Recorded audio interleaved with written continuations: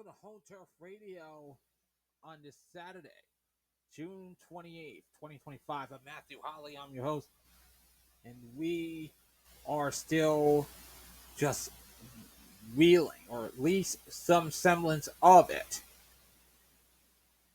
from the Supreme Court's decision, 6-3, on the nationwide injunctions, which means it will be harder for lower courts to provide temporary relief as Donald Trump's executive orders face legal challenges. This gives Donald Trump, the inept clown himself,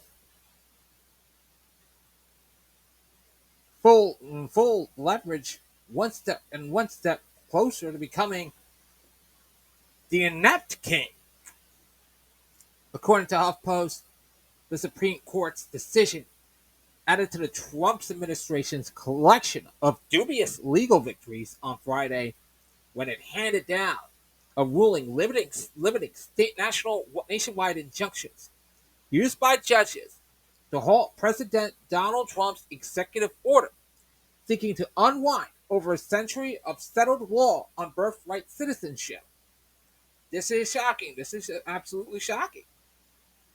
The 14th Amendment is under attack thanks to this inept clown.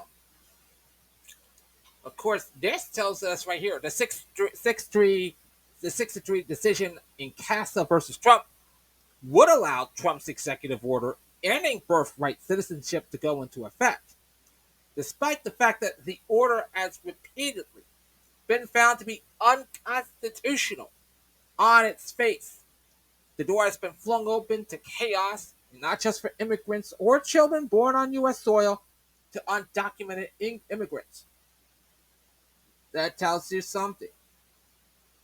Because the Supreme Court's decision also set the stage for potentially terrifying new precedents, according to New York's Attorney General Matthew Platkin, and it moves Trump one step closer to the kind of autocratic rule that has clearly become his goal in his second term.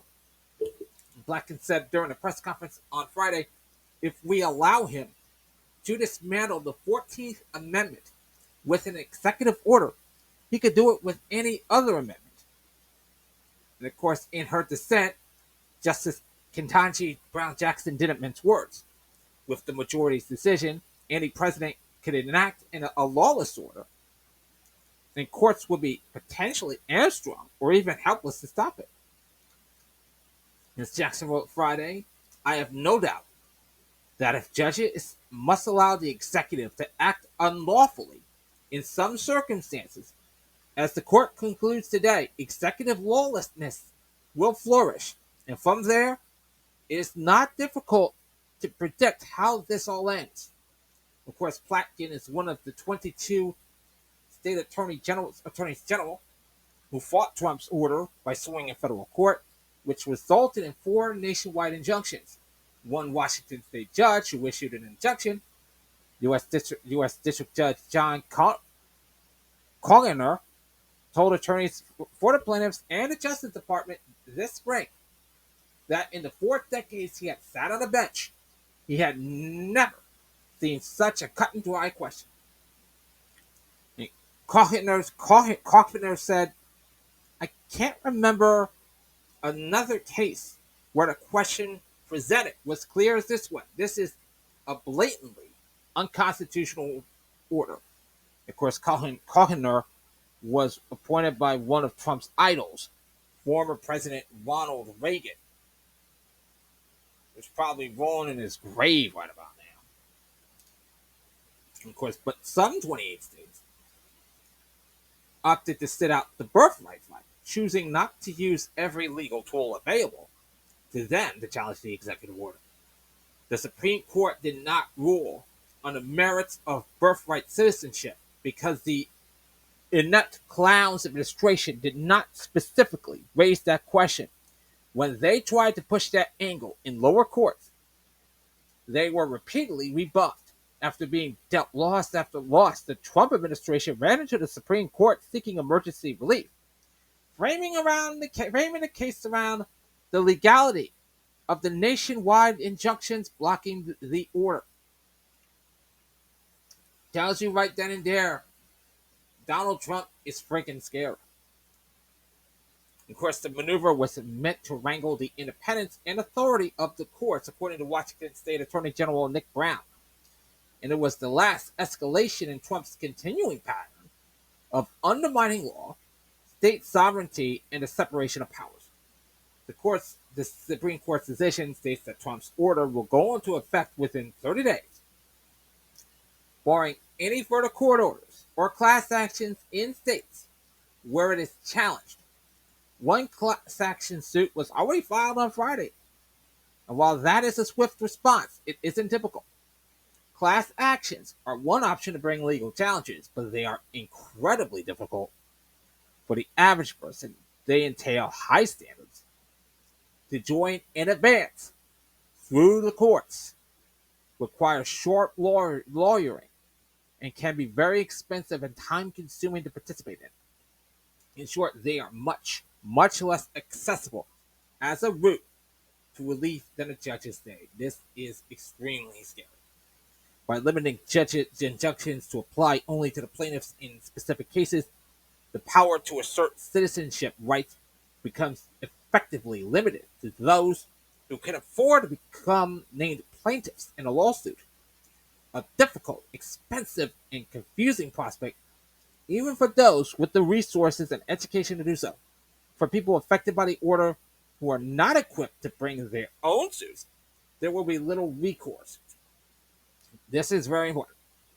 Of course, the Supreme Court ignored the reality on the ground for most people, but especially immigrant advocacy and nonprofit organizations in the mix might right now, who are already overwhelmed and worried about clients who are being detained and disappeared.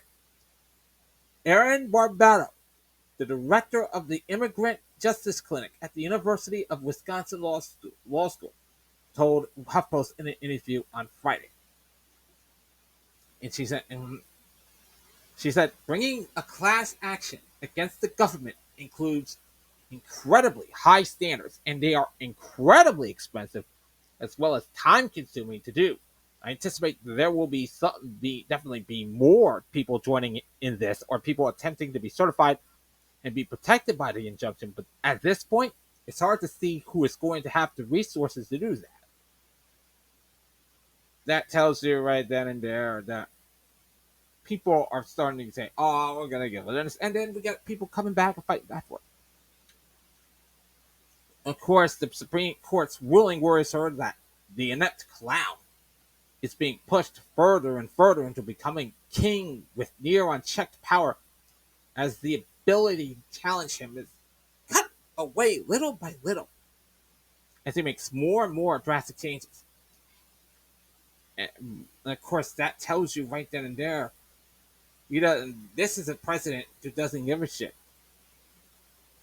Barbados said, "We have birthright citizen guaranteed for over 100 years.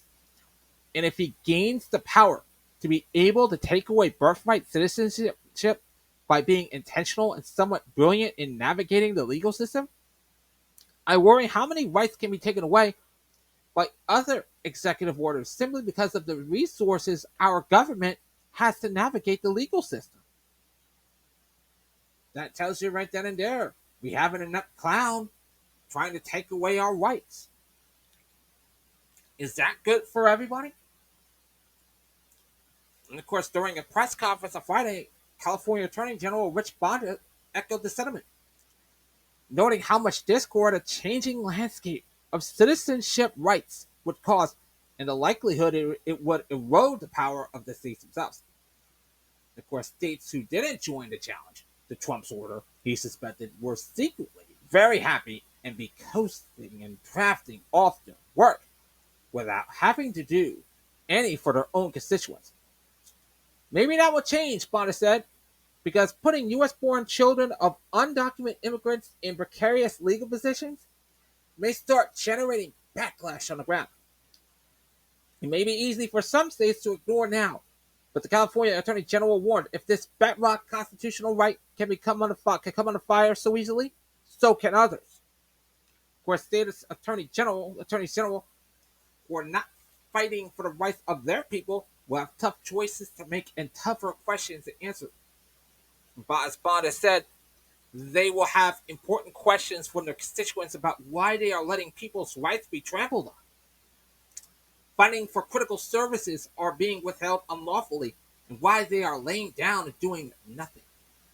David Hewitt, president and director of the Lawyers Committee for Civil Rights and the Law, said in a statement Friday that when the Supreme Court's ruling is taken into full context, it was clear that the decisions would only further enable the administration's effort to quash all forms of dissent.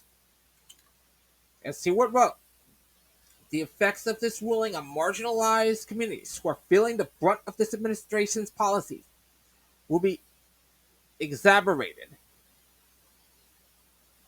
by the White House attacks on law firms and nonprofit organizations defending the current government endeavors. And he quoted the dissent in the case written by Jackson. If the courts do not have the authority to require the executive to adhere to law universally, compliance with law sometimes becomes a matter of executive prerogative. That tells you right then and there. Donald Trump wants to be king.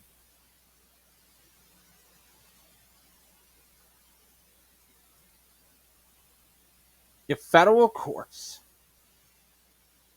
can no longer have the power to interpret constitutional law, what good are they? They literally no longer have a reason to exist. This inept clown is now immune to crimes committed in his office. And his executive orders are now above federal law. This is a guy that's a king starting to the actual king starting to now. And I agree with that. But it's just my mind wanders to our electoral process and its clockwork elections. Elections that could have put a Democrat in the White House with these king-like powers. It is possible that today's king in court would allow such a thing to happen. No, it is not conceivable. So today's king would simply rule against the electoral process, and that would be that, and the courts can no longer intervene. The big shoe that has not fallen is the suspension of elections. When that happens, simple people wonder if the Democratic leadership will write a sternly worded letter expressing their polite displeasure. I doubt it. I'm a nuts.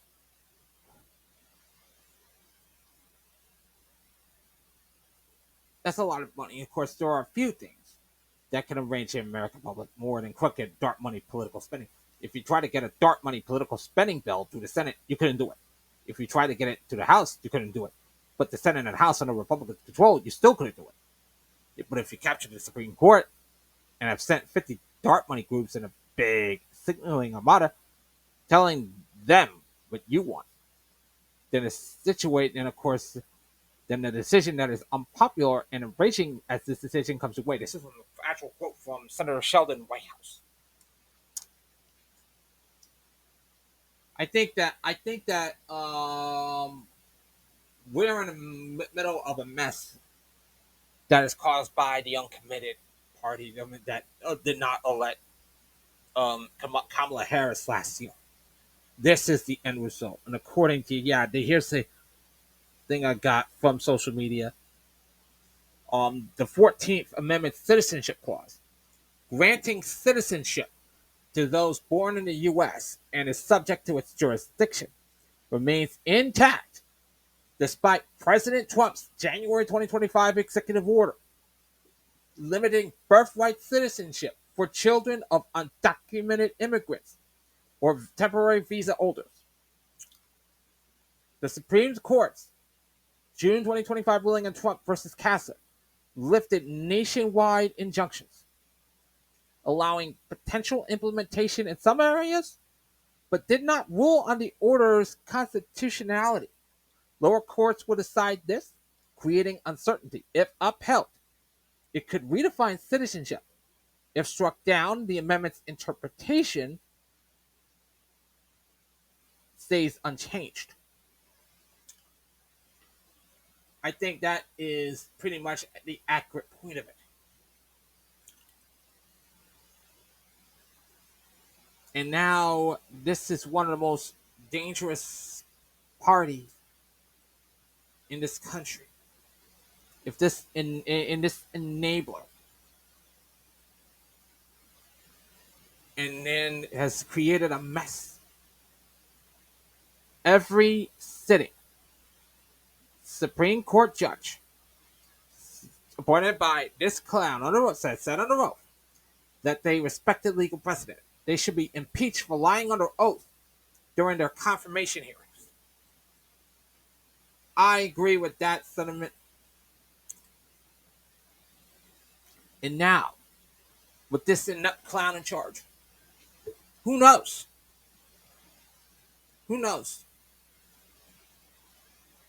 If it's upheld, they could redefine citizenship as it noted, as we know it. If it's struck down, the amendment's interpretation stays unchanged, as it should. We'll be back in a moment. This is the Home Turf Radio podcast right here on the Home Turf Radio Network.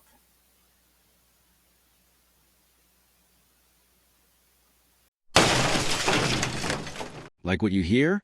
Then don't forget to go to buymeacoffee.com/Matthew Holly so you help fund the show. I wrote this on several platforms a few days ago, and I'm going to read it to you word for word. And this goes like this. In an era where performative activism and ideological polarity tests, I stand firm on one truth. No one has the right to force me to say something that violates my values. Increasingly, I find myself in conversations where people say, Matthew, you're doing good work. We love what you do. But you've got to be real about what's going on in Palestine. It's a child Holocaust. I mean, hold on a second. That's when I learned something.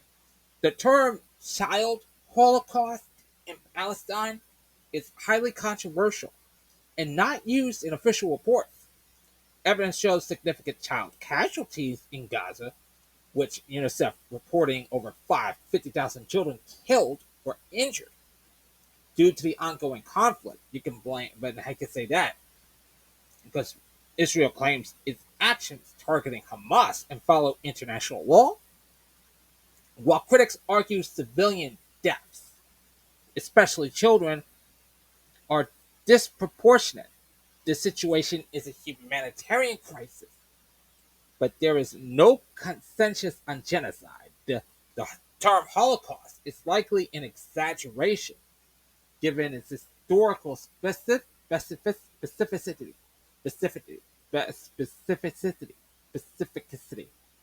Because I guess hard to pronounce it, but sorry about that. But both sides' perspectives highlight the complexity with no simple resolution. Pretty much the honest assessment.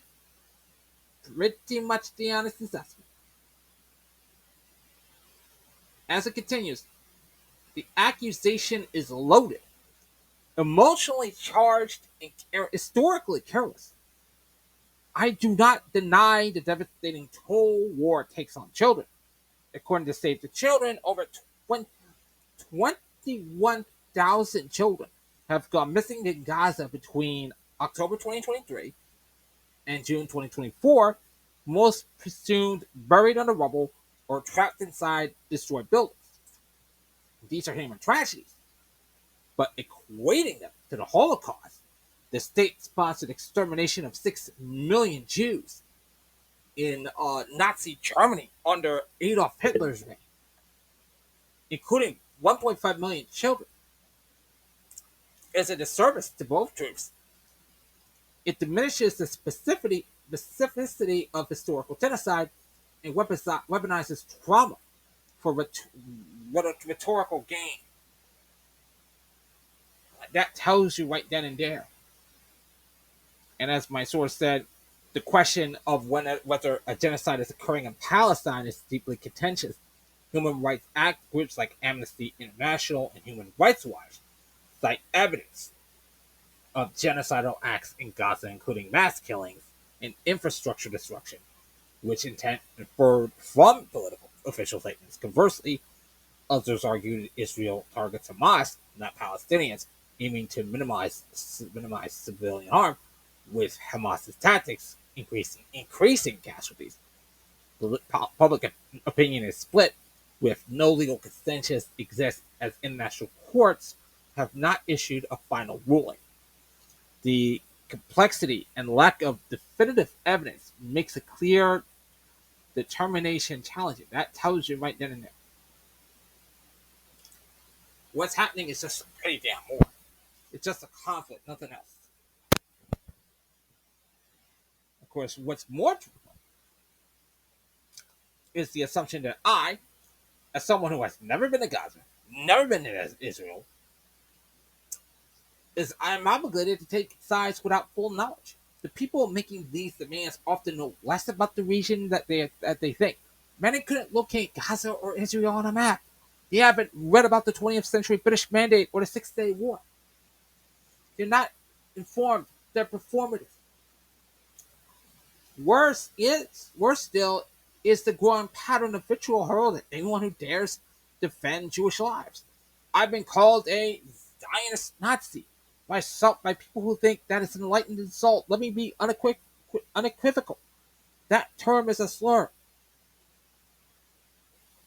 It is. It's a contradiction that fuses the ideology of self-determination with the perpetrators of genocide.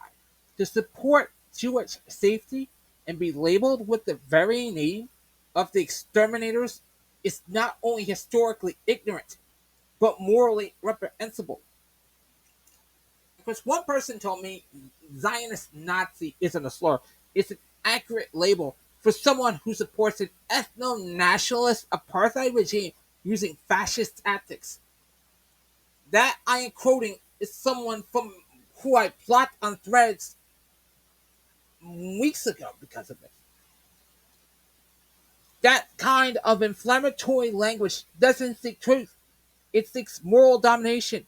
It silences dissent and bullies people into reciting scripts under social pressure. It's not justice, it's theater. I say that fully.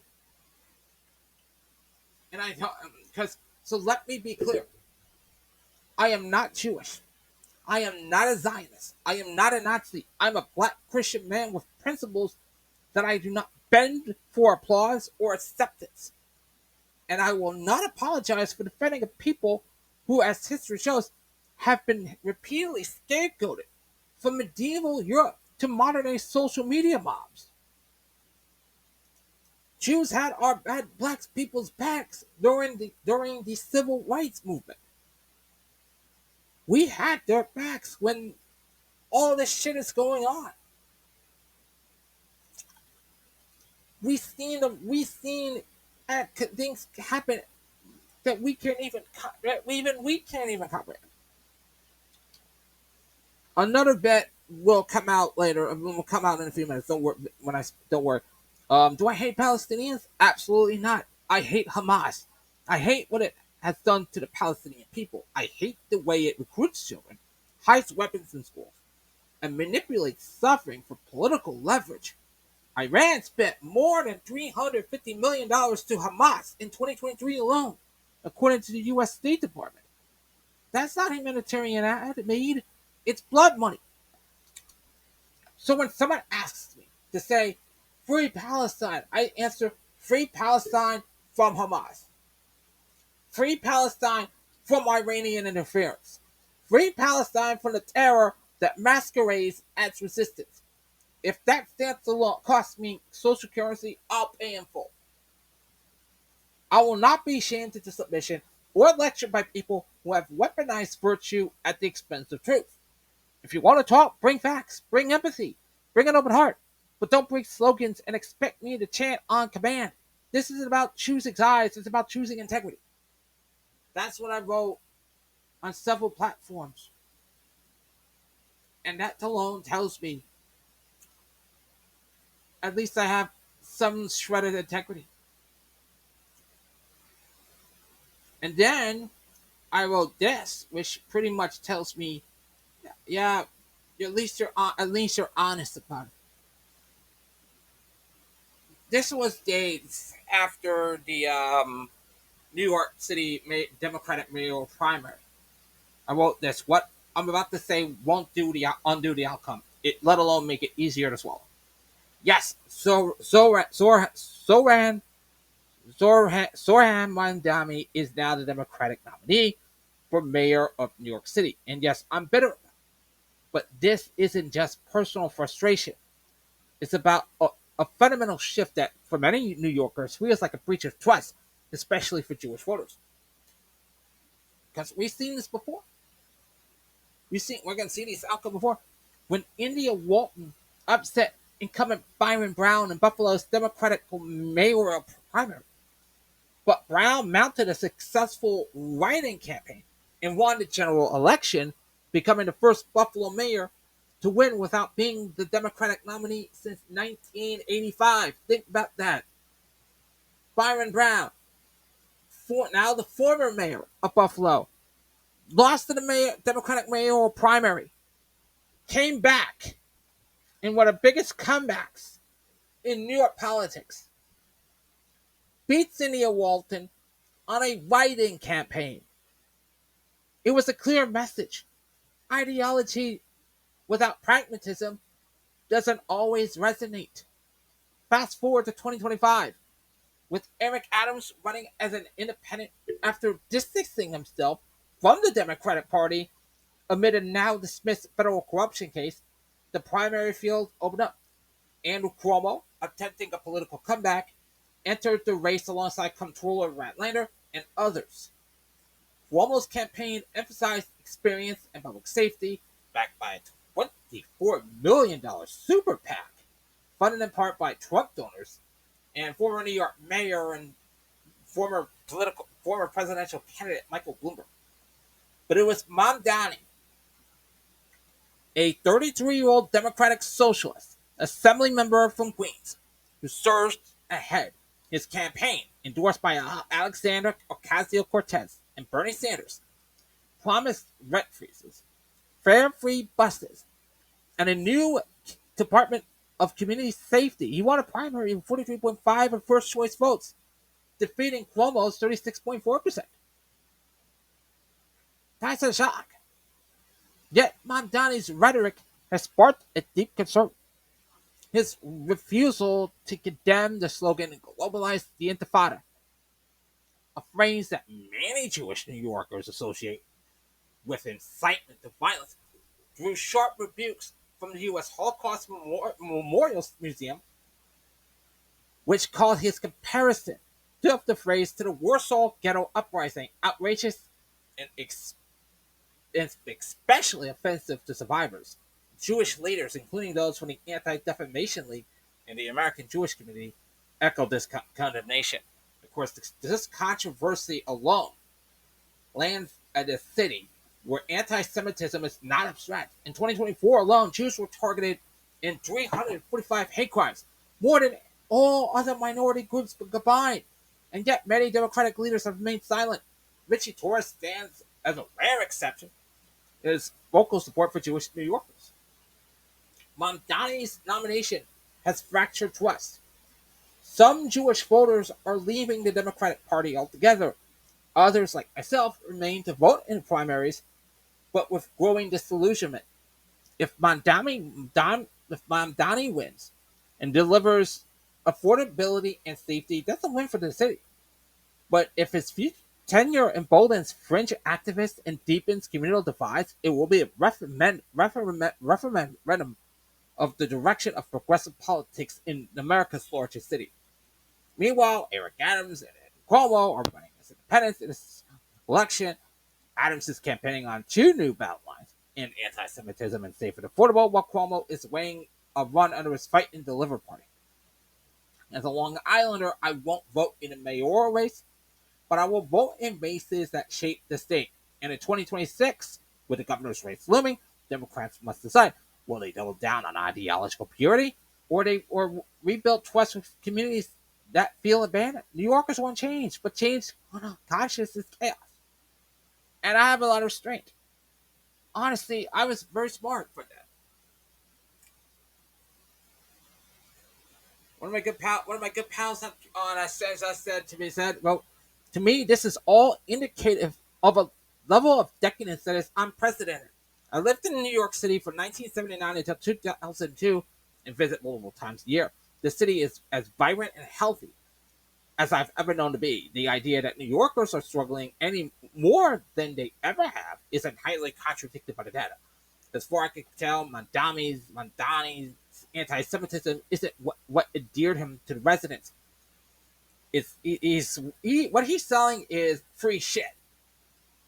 And maybe between the lines, is something like common sense improvements to quality of life issues that frustrate and always have frustrated everyone and that no one else is willing to try and tackle. It would be great to see an opponent who articulates the exact objective as their sole priority: clean streets, fewer homelessness, more housing options, better schooling options, and the little bureaucracy as possible. Just that. No culture war issues. No socialist apple cart overturning. This feeling that New Yorkers would elect that person above all others. Bloomberg is the weather vane for that mindset. He ran on precisely those objectives and was hugely popular.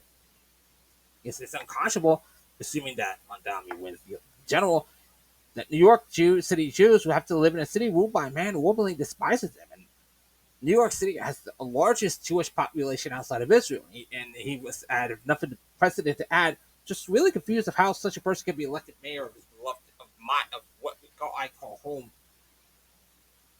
And I've been there. I was born there.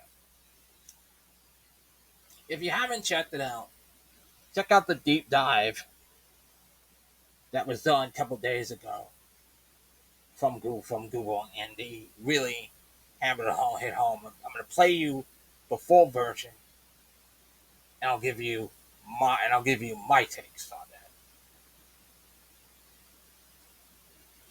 Welcome to the deep dive. Today we're really getting into something quite surprising out of New York City. Zohran Mamdani's win in the mayoral primary. Our sources are showing it's much more than just a local election result. It's sending some serious ripples through state politics, stirring up, strong feelings, deep divisions. Okay, let's unpack this. Exactly. And it's fascinating because this outcome, it isn't just about one candidate winning or losing. It seems to be revealing some cracks in the very foundation of traditional party loyalty, trust. Especially in a place as diverse as New York, it really makes us ask, what happens when these ideological shifts, they start moving faster than the broader community consensus? That's really the core question here for you, the voter, and honestly, for the future of New York politics itself. Okay, so let's get specific. Who exactly is Zohran Mamdani? What was it about his campaign that struck such a chord? Sources point to him being a 33-year-old Democratic socialist. He's an assembly member from Queens. And he just locked down the Democratic nomination, getting 43.5% of the first choice votes. That's pretty significant, especially with New York's ranked choice system. Very significant. And his platform was quite bold, you could say. Things like rent freezes, making buses fare-free, a whole new Department of Community Safety. Plus, he got those big endorsements. Alexandria Ocasio-Cortez, Bernie Sanders, high-profile names. Right. And that 43.5%, how does that compare? Well, his main opponent, Andrew Cuomo, he pulled in 36.4%. Cuomo's campaign really hammered on experienced public safety, and he had serious financial backing. We're talking a $24 million super PAC that's independent spending huge sums. Wow, $24 million. Yeah, and funded partly by, some perhaps surprising sources. You had Trump donors in there, Michael Bloomberg. Interesting mix. It is. And it's also really important to remember Eric Adams, the current mayor, he's actually now running as an independent in the general election. He's distanced himself from the Democratic Party label for this run. Okay, so this dynamic, this sort of upset, it feels familiar somehow. I'm thinking back, wasn't there something similar in Buffalo a few years ago, 2021? India Walton upsetting Byron Brown in the primary. Yes, exactly. That's a really key parallel our sources bring up. But then Brown didn't just give up, right? Right. He ran a write-in campaign. He did. And amazingly, he won the general election that way. Which sent a pretty clear message back then, didn't it? Like, Ideology alone, without maybe some pragmatism baked in, doesn't always win over everyone. Precisely. Ideology without pragmatism doesn't always resonate, as our sources put it. So is Buffalo sort of a warning sign for New York City now? Or are things different enough here that it might play out differently? Well, it definitely highlights this deeper tension, doesn't it? These evolving priorities within the Democratic Party itself, these primary results, they really show this internal debate about where the party is headed. What are voters actually looking for? Is it these new ideological pushes or more, established pragmatism? It's a tug of war. Mm-hmm. But it seems like the tension here, it goes beyond just policy differences. Our sources really emphasize a major point of controversy around Mamdani's rhetoric, something that seems to have genuinely fractured trust for some voters. Yeah. Specifically, his refusal to condemn that slogan, globalizing intifada. That's caused a lot of concern. A lot of concern, and it drew really sharp immediate rebukes. You had the U.S. Holocaust Memorial Museum stepping in. They called his comparison of that phrase to the Warsaw Ghetto Uprising outrageous and especially offensive to survivors. Strong words. Very strong. And major Jewish organizations like the Anti-Defamation League, the American Jewish Committee, they echoed that condemnation. They were very clear. And we need to put this in context, too. The numbers are pretty stark. Sources show that just in 2024, here in New York City, Jewish people were targeted in 345 hate crimes.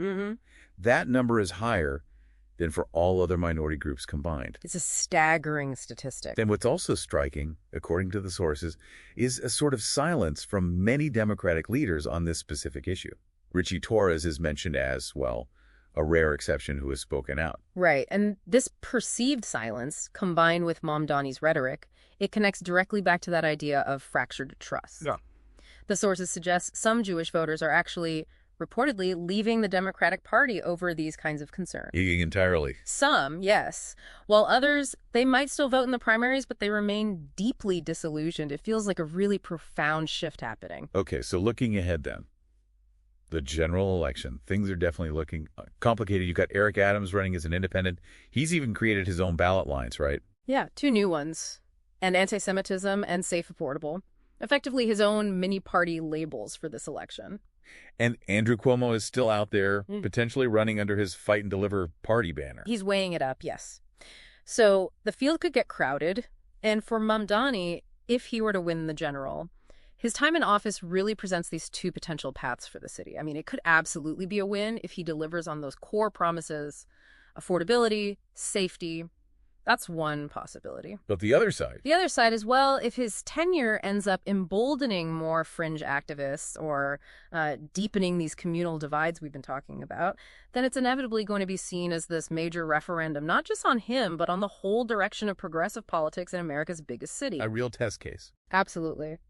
Which brings us to the sort of overarching question for the Democratic Party in New York, especially with 2026 and the governor's race not that far off. Are they going to, double down on this kind of ideological purity we saw in the primary? Or is the focus going to shift towards rebuilding trust, particularly with communities that right now clearly feel abandoned or unheard? So for you listening, whether you're a voter here or just watching these shifts from afar, what does it all mean? There's a powerful idea from our sources that really sticks with me here. Change without conscience is chaos. It really makes you pause and think, doesn't it, about that balance. How do you push for necessary change, demand something different, but also ensure that change actually serves the whole community responsibly without, just creating new fractures and more chaos? It's the central challenge, really, finding that balance. Proof positive people want change. Is Mamdani the voice of change? Who knows? Who really knows? But for now, we'll see how this plays out in the coming weeks and months going forward. We'll be back right after this. This is Home Turf Radio Podcast, right here on the Home Turf Radio Network.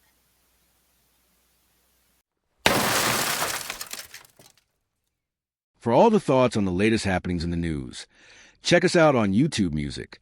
The link is in the description. And finally, we get this from the Daily Beast. The headline is this: Israel snubs Trump over demand to save Netanyahu. It said the president believes that the Israeli prime minister is the victim of a witch hunt. Of course, the tagline saying, request denied. You heard it right. Request denied. And this report says an Israeli court has refused to postpone the corruption trial of Israeli Prime Minister Benjamin Netanyahu after President Donald Trump demanded that that case be dropped. My goodness. The inept clown protecting a foreign leader. Holy mackerel. In a snub to Trump's bid to save his top Middle East ally, the Jerusalem District Court rejected a push by Netanyahu to delay his testimony to concentrate on security issues amid the war with Iran. Of course, while Netanyahu has sought to dismiss the case for years, Trump intervened in the saga on Wednesday, describing the trial as a quote-unquote witch hunt and saying it should be thrown out immediately. We got more. We'll get more. We'll hear more in moments because on this Truth Social platform, even and using a common nickname for Big Benny Netanyahu. I was shocked to hear that the state of Israel, which had just had one of its greatest moments in history and is strongly led by Bibi Netanyahu, is continuing its ridiculous witch hunt against the great wartime prime minister. Wow, Donnie, you really showed them. Well, and he continues on like this. Bibi Netanyahu's trial should be cancelled immediately or pardon given to a great hero which has done so much for the state. It was the United States of America that saved Israel, and now it is going to be the United States of America that saves Bibi Netanyahu. Donnie Boy showing you he's got all the pardon power in the world. Of course, Netanyahu is currently on trial in Israel on charges of fraud, breach of trust, and bribery, all of which he denies. The trial began in 2020 and involves 3 different cases. The first alleges he received lucrative gifts from wealthy businessmen in exchange for favors. The second claims he did a dubious deal with a newspaper publisher to weaken a rival publication in return for favorable coverage. And the third accuses him of favoring the Bezik telecommunications company for positive coverages on a website the company owned. Boy, oh boy, oh boy. And to think, our president, who was convicted of falsifying business records to cover up a sex scandal with Stormy Daniels, also believes he has been the victim of political witch hunts. Boy, oh boy. And everybody cries witch hunts every now and then. Jeez. He has pled guilty to the charges against him and as a strong ally in the inept clown, who also believes he was a victim of a political witch hunt after he was indicted for 4 separate criminal cases last year. Only one of those cases made it to trial, resulting in Trump being found guilty on 34 counts of falsifying business records to cover up a sex scandal with porn star Stormy Daniels. And I mentioned that earlier, but Trump's intervention in a controversial legal process riled some party leaders in Israel, who are otherwise grateful to the president for America's support in their war against Iran. Yair Lapid, the leader of the Yesh Atid party, hit out in interference in the legal process. Gilad Kariv, a parliamentarian from the Democrats Party, said the Jewish tradition teaches that no one is above the law. The same catch-cry Democrats in the U.S. would often say about Trump before he won back the White House. In the statement rejecting Netanyahu's request to postpone his testimony, Justice Rivka Freeman-Feldman said the request does not present a detailed basis or reason that might justify canceling eventuary hearings. That's from the Daily Beast. Another bit from the Daily Beast also talks about the ceasefire. Talk about said, oh boy, and there was like knife on it, edge, and he's been buddies with Benny Netanyahu for years on years. But to be frank, what's wrong is wrong. A crime is a crime, and Benny Netanyahu should face the consequences of those actions. He wants to cozy up to big fat Donny Boy, and a lot of the guys I see on X says like nothing to see here, move along, good. Even this good one. Even Israel's courts won't cave to Trump's demands. Netanyahu's corruption trial moves forward despite pressure from the U.S. president, who thinks the rule of law is optional for him and his friends. Democracy doesn't work that way. And one of it's good. This is international interference. A foreign leader intervening in a judicial process of a democratic country is against any sensible policy and democratic values. It shows disregard for justice and independent courts. The use of terms like witch hunt to spread distrust in the justice system and a democracy. If the corruption of a country's leader is suspected, finding a way to escape the judicial process is against the spirit of democracy. I wonder why. This is insane when it comes right down to it. And I have been hilariously minded. You can say, "Oh, everybody's American for America first, America smart. We're all idiots." Donald Trump wants to be buddies with Benny Netanyahu. My God, man. At least I have honesty and integrity. I'm not going to sit here and say, oh, God.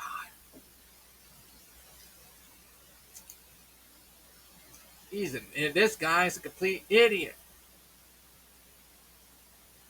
And of course, going to HuffPost. The Senate votes not to rein in the net clowns' war powers after the Iran strikes. Of course, it rejected an effort to rein in the inept clowns' ability to wage war against Iran without explicit approval from Congress, as is required by the U.S. Constitution. The failed vote, 47-53 vote, came just days after Trump ordered the unilateral bombing of Iran's underground nuclear facilities, claiming the country's long-running nuclear enrichment program is an imminent threat to the U.S. national security, despite the lack of evidence to that effect. Of course, Senator Tim Kaine is a leading advocate for congressional authority in matters of war powers, spearheaded the effort under the War Powers Act, which Congress passed in the wake of the Vietnam War. The resolution he introduced under the War Powers Act would have required that any hostilities with Iran must be explicitly authorized with a declaration of war by Congress. Kaine said in the speech from the Senate floor, to go on offense against another nation or entity is too big a decision for one person. We should only go to war after a debate with Congress. And of course, Republicans, meanwhile, overwhelmingly stood behind the inept clown's decision to bomb Iran, even without congressional approval. House Speaker Mike Johnson The ass kisser Mike Johnson argued that the president had all the authority he needed under Article 2 of the Constitution and that he couldn't wait on Congress before ordering a strike against Iran.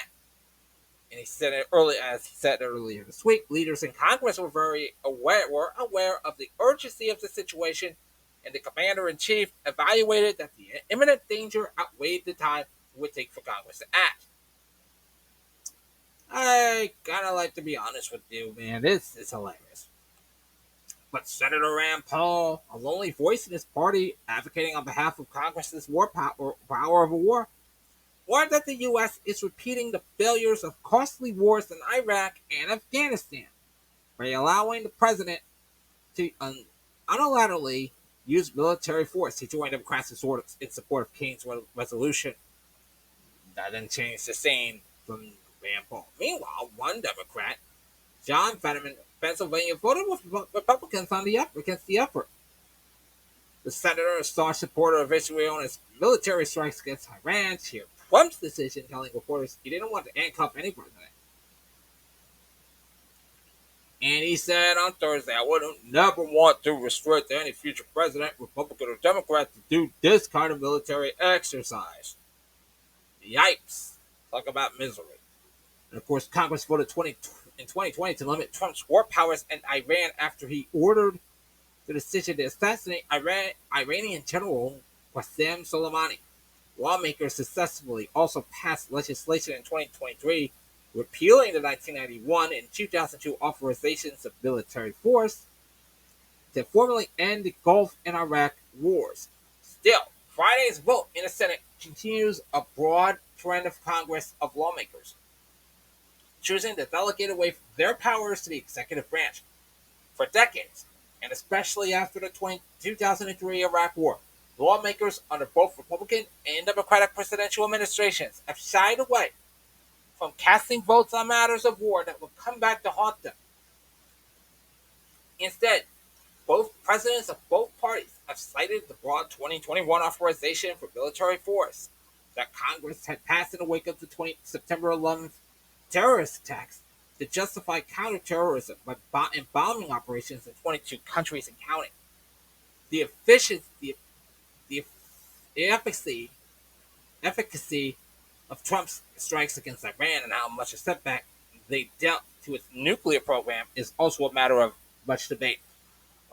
This administration maintains Iran's nuclear enrichment sites were completely and fully obliterated.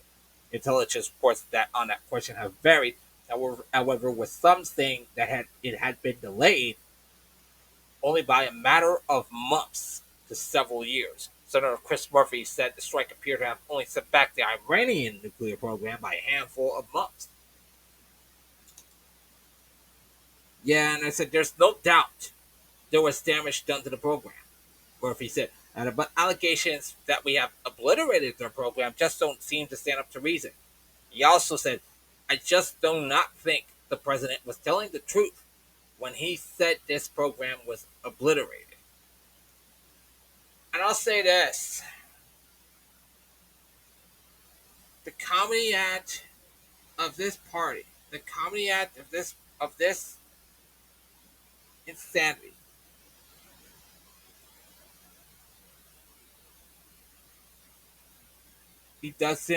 they really, really know what happened.